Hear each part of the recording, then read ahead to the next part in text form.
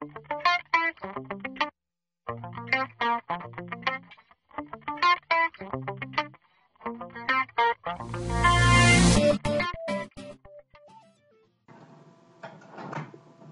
vidéo se veut un bref survol des Group Policy Preferences, ou plus connu sous le nom de GPP. Alors, on va voir ensemble dans cette vidéo les différentes manières d'accéder au GPP. On va voir ses différentes fonctions.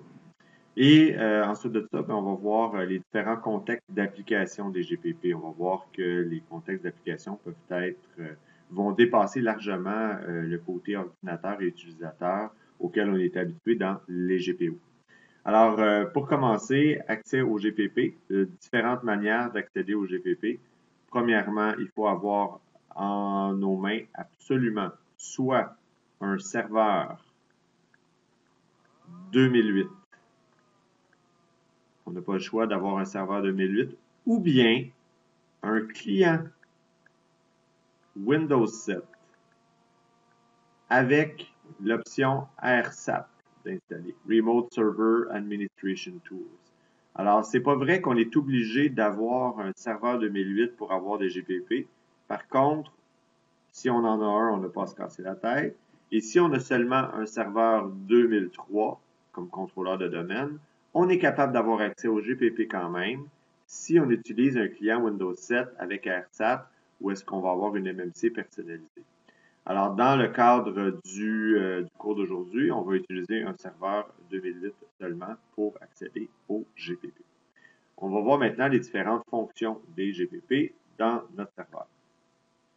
Alors, on a déjà mis en place un serveur, on a une MMC personnalisée qui est juste ici, et on va aller voir un peu les différentes fonctions tout simplement en se créant un nouveau objet GPO qu'on va appeler GPP pour nous donner l'indice qu'on va configurer en lui des préférences et non pas des stratégies obligatoires.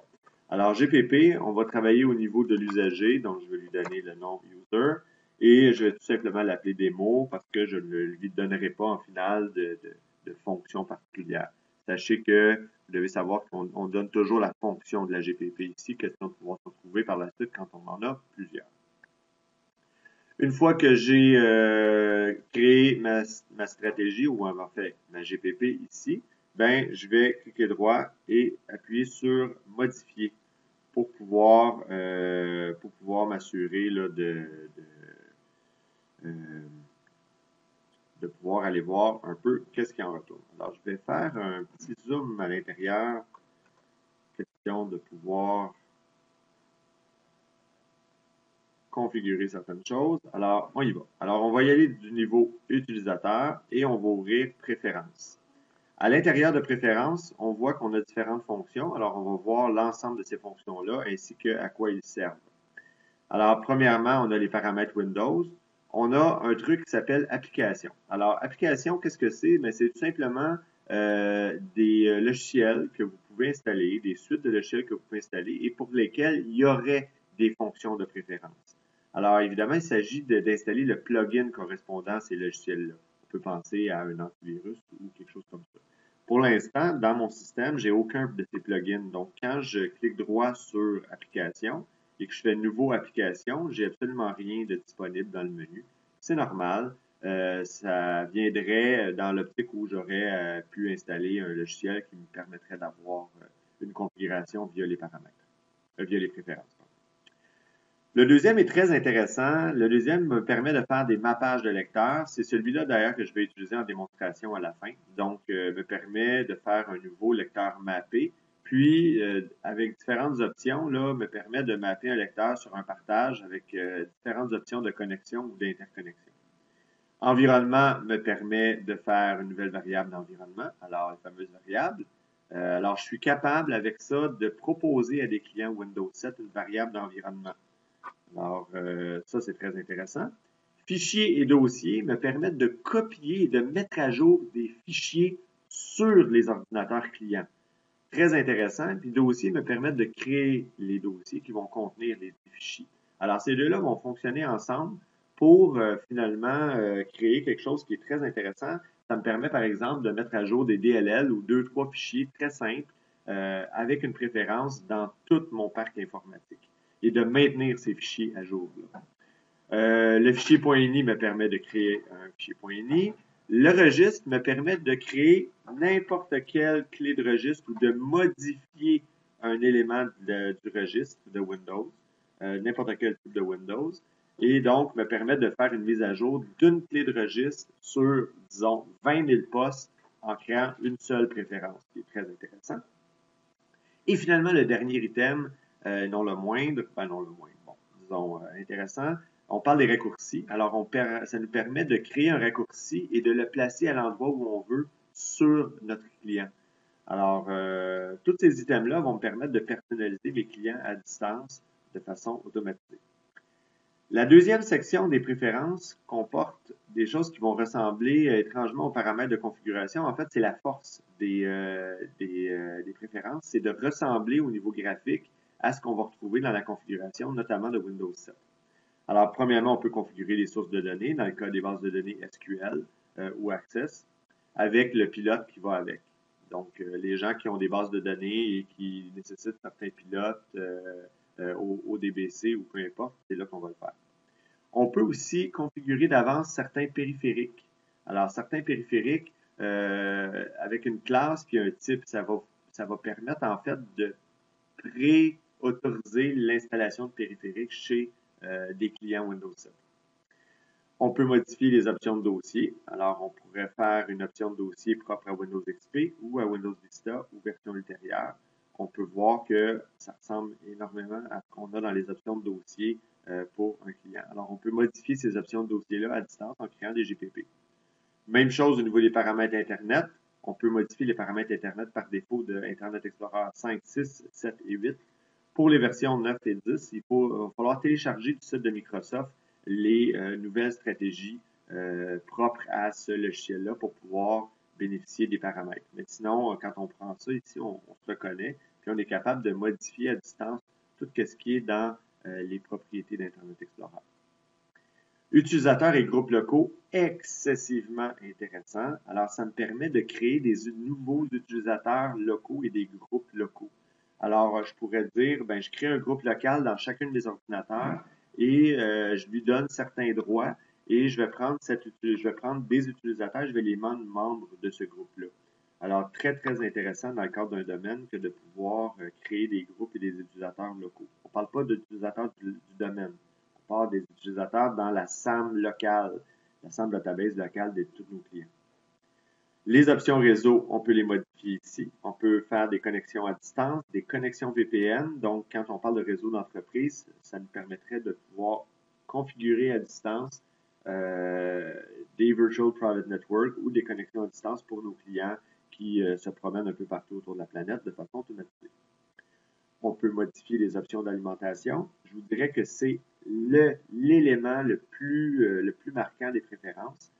On peut modifier les options d'alimentation de Windows XP et de Windows Vista ultérieur. Et ce qui est intéressant avec les préférences, c'est que ce n'est pas une obligation de configuration, c'est une proposition de configuration.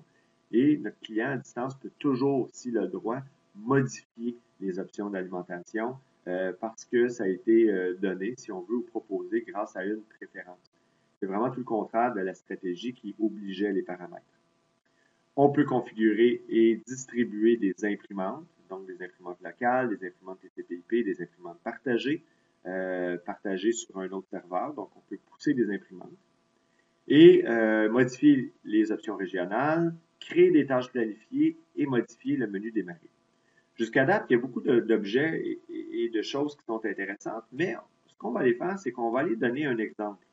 On va aller donner un exemple de configuration d'un client. Disons qu'on va utiliser le mappage de lecteur qui est très intéressant pour analyser comment fonctionnent exactement les préférences au niveau de leurs applications.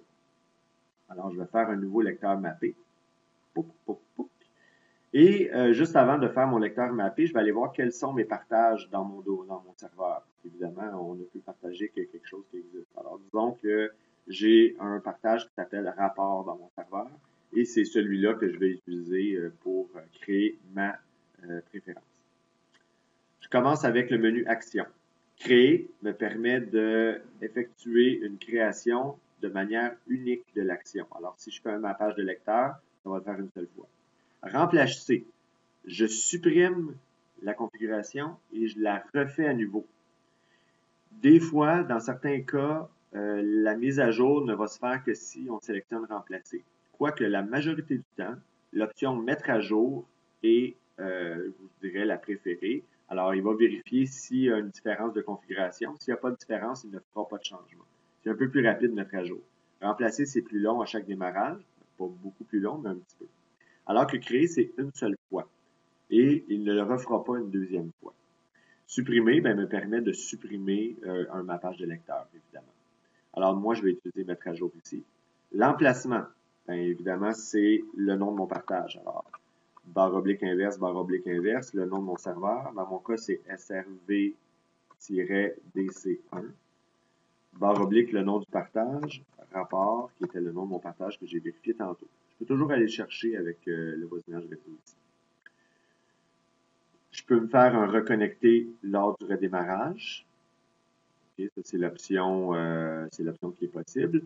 La lettre de lecteur, je peux utiliser le premier disponible si je ne suis pas difficile. Et si je suis difficile, je peux forcer la lettre de lecteur pour, disons, la lettre disons, P pour rapport. Je peux forcer la connexion en tant qu'un autre utilisateur avec le mot de passe qui va être encrypté. Est-ce que je masque ou j'affiche ce lecteur? Bon, je peux faire aucune modification et par défaut, il va être affiché. Sinon, je peux forcer l'affichage. Est-ce que je force l'affichage de tous les lecteurs? Je peux le faire aussi. Jusqu'à date, on n'a pas révolutionné la Terre entière. Un script en batch file peut faire la même chose ou à peu près. On n'est pas renversé. Par contre, en plus du type d'action, on peut aller dans commun et ce qui est très, très, très intéressant, c'est qu'il y a plusieurs options communes à tous les éléments. On peut forcer l'arrêt du traitement si une erreur survient. On peut exécuter dans le contexte de sécurité de l'utilisateur connecté. Ça veut dire que si c'est un utilisateur qui est standard et que la préférence impliquerait des actions où l'utilisateur standard n'aurait pas le droit, la préférence ne s'appliquerait pas. On peut supprimer l'élément lorsqu'il n'est plus appliqué. Très intéressant. Alors, ça va provoquer une modification du mode remplacé. Le mode remplacé, on s'en souvient qui était ici. L'action est là. Alors, elle est grisée. Maintenant, je n'ai pas le choix. Je vais l'enlever parce que c'est pas ça que je veux. Je vais laisser la mise à jour. Je peux appliquer une fois et ne pas réappliquer. Très intéressant pour faire un changement proposé, puis après ça, plus achaler les clients avec ça de toute leur vie. Et finalement, ce qui est extraordinaire, c'est le ciblage au niveau de l'élément. Alors, on sait qu'une GPP va s'appliquer dans une unité organisationnelle à tous les éléments qui sont à l'intérieur. Toutefois, comme une GPO. Toutefois, au niveau des GPP, lorsqu'on clique ciblage, là, on a un univers de possibilités. On est capable de cibler l'application de notre GPO sur différents éléments, tels que, là, je vous laisse voir, l'état de la batterie. Est-ce qu'elle est là ou pas? Est-ce que le nom de l'ordinateur comporte un certain libellé? La vitesse du processeur, entre telle date et telle date, si l'espace disque est plus petit ou plus grand que telle affaire, dans tel domaine, si telle variable d'environnement est égale à telle chose, si tel fichier correspond à tel autre, si l'adresse IP, la langue, les requêtes LDAP, les requêtes MSI, les connexions réseau, système d'exploitation, par exemple, je pourrais dire seulement si le système d'exploitation est Windows 7 version entreprise. On pourrait ajouter un autre élément pendant que le téléphone sonne et que mon collègue va répondre. Évidemment, on pourrait ajouter différents éléments à notre histoire. Donc, la liste continue jusqu'à la fin. Est-ce que c'est un ordinateur portable ou pas? Quelle quantité de mémoire vive est-ce que l'ordinateur contient? Est-ce qu'il y a des groupes de sécurité, etc.? Plage horaire. Donc, entre telle heure et telle heure, ça s'applique. Sinon, ça ne s'applique pas. Alors, ça nous permet de configurer, donc, allons dire que la plage horaire pour le plaisir. Donc, ça va s'éditer seulement entre 9h et 17h, par exemple, ou entre 9h et 20h. Alors, la nuit, ça ne s'appliquera pas. Alors, on peut vraiment travailler de façon très, très, très précise et appliquer ou forcer, ou en tout cas configurer les préférences de manière très granulaire avec les différents éléments. Alors, on a aussi les options logiques, là, le « et », le « ou » le « n'est pas ». Donc, on est capable vraiment d'aller travailler quelque chose de très précis. Alors, je vous dirais que c'est ça qui est la différence majeure au niveau des préférences, c'est vraiment leur application au niveau des propriétés communes. Ce qui fait en sorte que l'ensemble des choix qu'on a en préférence vont être capables de permettre, si on veut, et là j'ai perdu mes préférences, je vais essayer de les retrouver, je m'excuse, voilà, ici. Donc l'ensemble de mes préférences vont me permettre de configurer une panoplie d'items qui sont les plus populaires et les plus intéressants au niveau de mes clients, mais surtout d'offrir ces options-là de manière très granulaire et très précise. Alors, on va être capable de gérer un parc informatique qui est complexe de façon vraiment efficace et à distance avec toute la force des GPP et des GPO. Évidemment, certaines préférences travaillent dans le contexte utilisateur, travaillent ou en tout cas évoluent, et certaines autres préférences vont être disponibles uniquement du côté ordinateur. Il faut vraiment faire attention du côté ordinateur, c'est un peu plus complexe à utiliser, mais c'est pas impossible. On a des choses qui sont propres aux ordinateurs, d'ailleurs, telles que les services. Donc, on parle d'activer ou de désactiver certains services par défaut sur l'ensemble du parc informatique de notre domaine. Ce qui peut être une option très intéressante si on ne veut pas faire le tour de nos 20 000 ordinateurs à la main, ce qui est un peu une perte de temps. Donc, ce qu'on a vu ensemble, c'est les différentes manières d'accéder au GPP. On sait qu'on peut y accéder via un serveur 2008 ou un client Windows 7. Dans notre cas, on a utilisé le serveur 2008. On a vu les différentes fonctions, on en avait plusieurs, et les différents contextes d'application. On sait qu'on est capable de travailler au niveau utilisateur, au niveau ordinateur, mais qu'aussi, on est capable de faire des mises à jour, on est capable de faire des remplacements, on est capable de la configurer une seule fois et on est capable aussi de cibler sur différents éléments. On en a des dizaines d'éléments sur lesquels on est capable de cibler notre GPP dans notre serveur.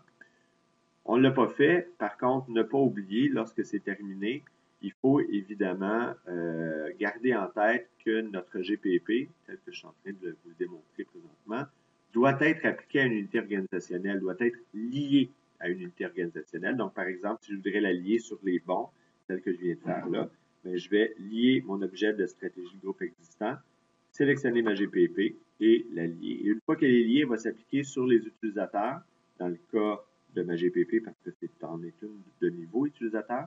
Elle va s'appliquer donc sur les utilisateurs qui sont dans l'unité organisationnelle bon, ainsi que dans les enfants de cette unité organisationnelle-là, soit dans le cas présent ici, là, OU Ordi et OU Users. Donc, c'est ce qu'il fallait démontrer en ce mardi matin.